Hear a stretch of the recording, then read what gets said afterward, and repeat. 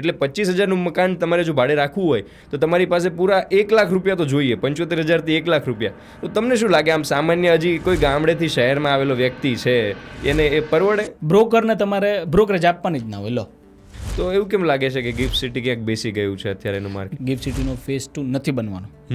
But as a રિયલ્ટર હું વાત કરું ને તો સાહેબ આ બહુ ઘણું સસ્તું છે અમદાવાદ. બરાબર, પ્રહલાદનગર એક ટાઈમે કોસ્ટલી હતું. દર્શક રાઠોડ કહેશે કે દર્શક રાઠોડ ખુદ કેમાં ઇન્વેસ્ટ કરે, રિયલ એસ્ટેટમાં કે સ્ટોક માર્કેટમાં?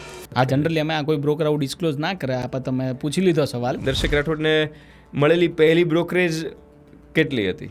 તું 35,000ની નોકરી કરે એના કરતાં તું લાખ રૂપિયા કમાઈ શકીશ. મેં તો સારું, તે ફ્લોમાં આપણે નોકરી છોડી દીધી. છેલ્લે હમણાં જે ડીલ કરી, છેલ્લે અમને નથી ખબર કઈ ડીલ કરી, એની છેલ્લી બ્રોકરેજ કેટલી? મેં છેલ્લે જે કરી હતી ને એ તો ટોપ 3 એવી કોઈ જગ્યા કે જેમાં આંખ બંધ કરીને વિશ્વાસ સાથે ઇન્વેસ્ટ કરી જ લેવા જેવી? તો અત્યારે ઇન્વેસ્ટ કરી લો તો મારે 35% તો મળે જ છે ને એપ્રિસિએશન.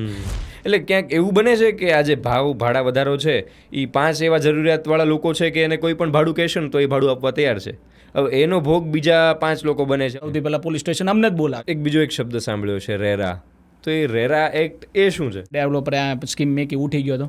સોસાયટીઓ રીડેવલપમેન્ટમાં જોડાય છે, એ લોકોએ શું ધ્યાન રાખવાનું? 2 BHKના ભાડા ક્યાંથી શરૂ થાય? તો અમદાવાદમાં મિડલ ક્લાસ બજેટવાળાને મકાન શોધવા હોય તો એવા એરિયા કે મકાનના દર મહિને ભાડા ભરાય કે કોઈ લોન લઈને હપ્તા લઈને મકાન પોતાનું વસાવે?